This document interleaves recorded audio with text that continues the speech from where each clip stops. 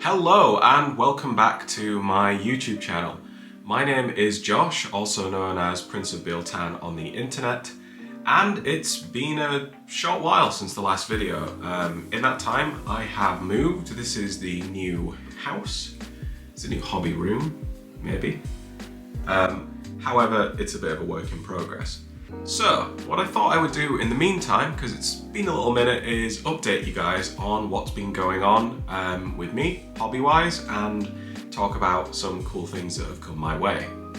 So, first of all, I want to say thank you, because I believe as of this video we have hit 250 subscribers on the channel, which is super awesome and really exciting. Thank you all so much. It means a lot that you are tuning in to my, let's be honest, very amateur and very new videos. Your support means a lot, thank you so much. For now, however, I'd like to tell you a little bit about what's been going on with me. So, as I mentioned, I've been moving house. Now, that meant breaking down my hobby area and transporting it across, and still in the process of brainstorming how the new one's going to look. You can't really do a great amount of hobby when you're moving, unfortunately. In fact, what I found myself doing is I found myself thinking a lot about doing hobby. So what's the best thing you can do when you kind of can't do what you want to do? And in my opinion, that is reading. Here's what I prepared earlier. I've been reading the new Tyranid Codex. This is the 10th edition one. You can't really tell that much because it looks identical to the 9th edition one. Something I'm not amazingly a fan of, but this is it. This is the new one in all its glory, and I'd like to talk about it just for a little bit, if that's okay. Now, this is actually my first Tyranid Codex. With the release of Leviathan, this is my first foray into the Tyranids, and I'm really enjoying them. However, a question did occur to me when I thought about the narrative section of the Codex, and that is, how do you write from the perspective of a all-consuming hive mind traversing the stars, destroying everything in its wake? How do you really get the personality in there? And that's the thing, you don't. What you do is you write from the perspective of people who were there at the final battles of doomed planets, from the perspectives of those who tried and failed to stop the hive mind, or in some perspectives tried and succeeded, and that is where things get really interesting in this book. The Tyranid Codex actually bears a lot in resemblance to some of my favourite publications by Games Workshop, and that is the Black Books from the Horus Heresy. Now I realise or at least to me, that's a massive compliment. It's really good. But the strength of these black campaign books for the first version of Horus Heresy, if you're unfamiliar, is that they were essentially written like academic texts from a historian's perspective. The team that worked on these books, primarily spearheaded by Alan Bly and John French, they kind of decided that these battles, these atrocities, were almost best written in the mindset like we were studying them, like we were kind of thinking, right, what's happened here? How did things go wrong? How can we, or at least from the perspective of the Imperium, learn from them? And that's kind of what we see in the Tyranid Codex. When I'd read it, I found that I was faced with excerpts from Imperial citizens, from doomed captains who had come across the Tyranids. For those of you who are a little unfamiliar with them, the Tyranids get their name from a planet called Tyran, where they were first discovered by a band of Catachans, which are jungle fighters for the Imperial Guard. Now, Tyranids typically move onto a planet and consume it for biomass, and they then destroy it in the process and move on, growing and adapting all the time, making them a truly frightening foe. Now, what impact this creates, at least the Games Workshop writing team have created, is that you are getting the impression from each of these battles, each of these planets fall, and each of these last stands gone wrong. You're getting an image of the threat in it and its severity. As the passages increase throughout the book, you in fact find that really the Inquisitors, the captains, they are actually learning about the true grave nature of the Tyranid Hive fleet. One of my favourite Imperium bureaucrat sections is actually that there was an individual who captured some Tyranid gene stealers and used them to fight on a planet full of orcs, presuming that they would annihilate each other. You know, it's like you use the enemy and another enemy and you get them to work, you know, and they'll wipe each other out and everything's fine for you. Of course, that's not the case. The orcs grew stronger from fighting the Tyranids, and the Tyranids grew stronger from devouring the orcs. This became a bit of a bureaucratic nightmare for the Imperium, and it's exactly that kind of thing that I really enjoy about Warhammer. However, it's not all comedy. As we progress through the book, we are treated with the excerpt from one particular Inquisitor. Inquisitor Uzziah is a charismatic individual who was able to fight the Tyranids many times over his incredible career. Stopping the Tyranids over the years, Inquisitor Uzziah actually grew to understand them and understand them to a terrifying level. It was found that for every planet that was destroyed to halt the Tyranid advance, the Hive Fleet would be in several other sectors at once. Many lives were lost in the stemming of the Tyranid tide. However, the tide continues. We come to this passage with the Inquisitor as they are at the end of their career, and they speak about how they have truly come to grasp the enormity of the Tyranid threat. And that is that it is enormous, it's huge. You can't reason with it, and despite your best efforts, despite dedicating his life to stopping the Tyranids, he couldn't. They kept coming.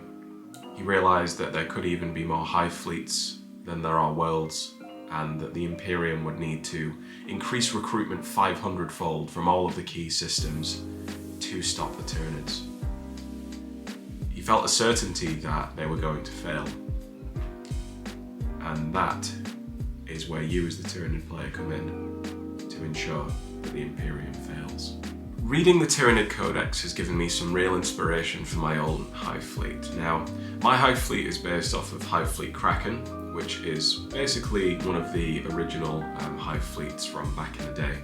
When I was reading White Dwarf as a kid, I always enjoyed the Tyranids with their red carapace and their kind of desert tan underbellies and skin.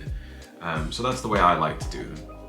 But when I read about these Imperial accounts in the book and how the Tyranids really do seem like this unstoppable, unreasonable force, it makes me incredibly excited to get back to them. So trust me, when this hobby space is set up, there will be more Tyranid content, and I'm really looking forward to it.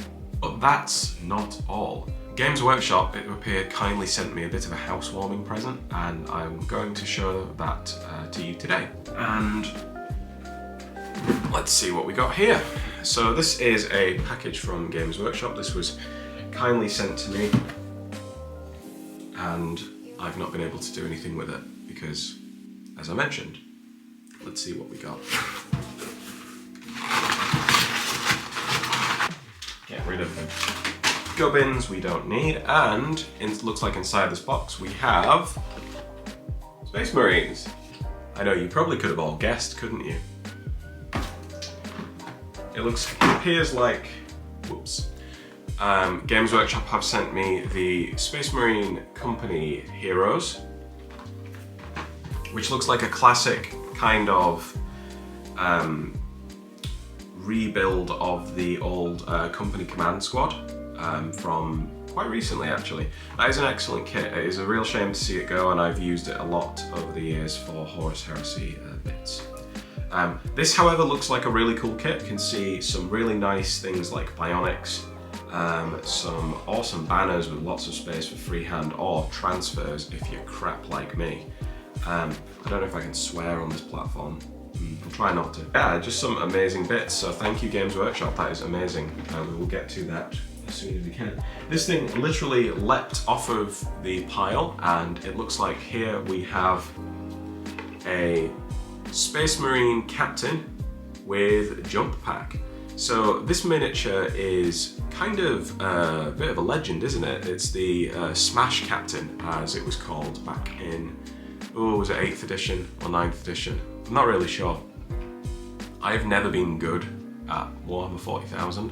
I love it. I love it with every fibre of my being, and I care about it and I'm creative about it. What I'm not is good at it. What can you do, right? But I'm aware that for a time there was a Space Marine build that you could fly around with a Thunder Hammer and it would basically annihilate everything that you put in front of it. So good to see that's back. Let's see if it's as good, I guess. I don't know.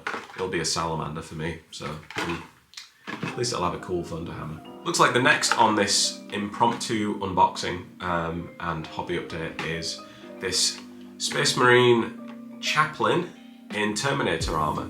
Now, this is a really welcome addition because the Space Marine Chaplain in Terminator armour, to my knowledge, was some kind of event exclusive miniature or some kind of store exclusive miniature. It is really great to see that as an accessible thing you can just buy on the shelf. I am all for accessibility in this hobby. I'm all for cool stuff as well, but I would always enjoy if there was a cool, ostentatious, limited edition version, but also a regular version you can just buy on the shelf. I think that's the Magic player in me. I'm all for style, but you've always got to be able to get your affordable game pieces. Okay, next. Oh, right, so this is one I can talk a bit about. This is the Sternguard Veteran Squad. So one of the more notable units from Leviathan, the Sternguard, and recently one of the units that's crossed like the Primaris Rubicon. This basically was a unit I worked on, actually. Before I started my channel, I was gifted Leviathan by Games Workshop, and I worked towards painting these guys up as salamanders. Those I can show on the screen right now. Sternguard are absolutely crammed with detail. I actually found myself spending a lot of time on them when it came to painting up the entire box. But they're cool. They're first company veterans. That's what the little white trim means on these guys. And they're a great way to add some kind of A-team, like Expendables kind of vibes to your Space Marine army. I like Sternguard. Do you like Sternguard? If you do, let me know. Then finally, we have a box of Jump Pack Intercessors. Now, my brain is really wanting to call these Assault Marines because, like, to me that's what they are. They're Space Marines in a box of 5 with jump packs, and they gonna hopefully run around the battlefield and chop things up. I quite like Assault Marines. Back last year I was playing Blood Angels in the Horus Heresy, so I really enjoy jumping around and chopping things up. These guys look really cool. They look like they've got some cool customization bits. A nice saber kind of style power sword for the Sergeant, and a kind of needed addition to the Space Marine list. Jump pack Space Marine armies are cool. Let's be honest, what's better than making a ginormous 9 feet tall power armored Hulk than giving it a jetpack and having it fly through the sky to hit you in the face? And that's it. So, as I mentioned, this has kind of been a bit of a short hobby chat, kind of a ramble, letting you know what I've been up to. Now, we're still very Warhammer 40k focused, as you can see. We have the Tyranid Codex that I picked up to have a read through, and I'm really enjoying getting stuck into the narrative of the new edition. I really need to pick up the Space Marine Codex, it would appear now, because I have got a lot of power armor to build here. You better believe I'll be getting on that once this space is set up. So, how's about you guys? What have you all been working on recently? Have you ever had a time that you really wanted to hobby and couldn't? And how did you stay involved with your gaming like passion? That's something I've been trying to work on recently. Lots of podcasts, lots of books. And while I'm brainstorming getting the new space set up, as well as the actual stuff itself. Would you guys be interested in seeing some of the Tyranid stuff, some of the Space Marine stuff? Do let me know. I'd imagine that I'll be adding them to the ranks of my Salamanders and my Hive Fleet Kraken very, very soon. I have not forgotten about Age of Sigmar, however. I know that the Cities of Sigmar project is raring to get going and raring to go out on its own Dawnbringer crusade. So we have quite a bit of a hobby list and also some cool videos I'd like to make. So I will get on those as soon as I can. But again, I'd just like to thank you all. Thank you all so much for your support and bearing with me while I'm getting started, while I'm getting up and going. It's been incredible. It's been the pat on the back I've needed while I've been away from my hobby desk, and I'm looking forward to getting back to it. So, for now, that's everything from me. My name is Josh, as I mentioned, Prince of Biltan on the internet, and thank you for tuning in. If you enjoyed this video, or if you enjoyed any of the previous videos, please remember to like and subscribe. Obviously, it really helps tiny channels like mine get pushed up into the YouTube algorithm, so I can be discovered and I can disappoint an entirely new audience. Thank you so much, and I'll see you in the next video. Bye-bye!